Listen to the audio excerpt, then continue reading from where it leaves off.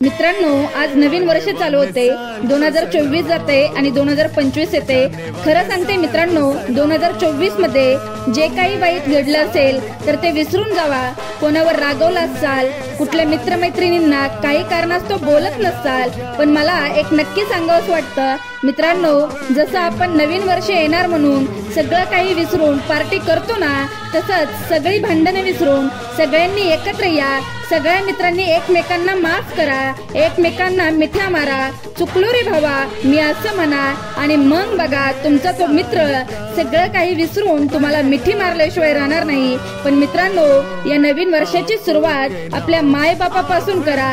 ज्या आई वडिलांनी तुम्हाला रक्ताचं पाणी करून सांभाळलात, ज्या आई वडिलांनी तुम्हाला रक्ताचं पाणी करून सांभाळलात, जा त्या माय माऊलींकडे आणि सांगा त्यांना की किती काय काय केले त्यांनी तुमच्यासाठी। त्यांच्या पायावर डोकं ठेवा, काही चुकलं असेल तर माफ करा म्हणा, घट्ट अशी मिठी मारा त्यांना, आणि मग बघा तुमच्या आई वडिलांच्या डोळ्यांना अश्रूंच्या धारा लागतील, आणि मग खऱ्या अर्थाने तुमचं आयुष्य सार्थक झाल्याशिवाय राहणार नाही। मित्रांनो, नवीन वर्ष आले, सगळ्यांना माफ करा, एकत्र या, आनंद साजरा करा, आणि सगळ्यांवरचा राग सोडून द्या।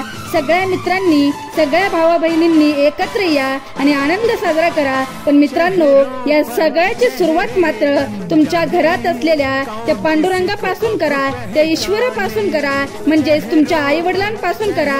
त्यांना मिठ्या मारा, त्यांच्या पायावर मस्तक ठेवा, त्यांच्याकडे जा, त्यांना सांगा की आई बाबा यांच्यापेक्षा या जगात मौल्यवान असं काही नाही। हा संकल्प आपण सगळे करू आणि आपण सगळे सर्वांना माफ करू, आणि हे नवीन वर्ष येणार आनंदाने साजरा करू। तुम्ही सर्व सगळ्यांना माफ करचाल आणि ह्या नवीन वर्षाला आपल्या प्रत्येक जण आई वडिलांना भेटून खऱ्या अर्थाने नवे वर्ष साजरा करतील असं मी आशा बाळगते। भावांनो, हे जर तुम्हाला करेक्ट वाटत असेल तर कमेंट करा।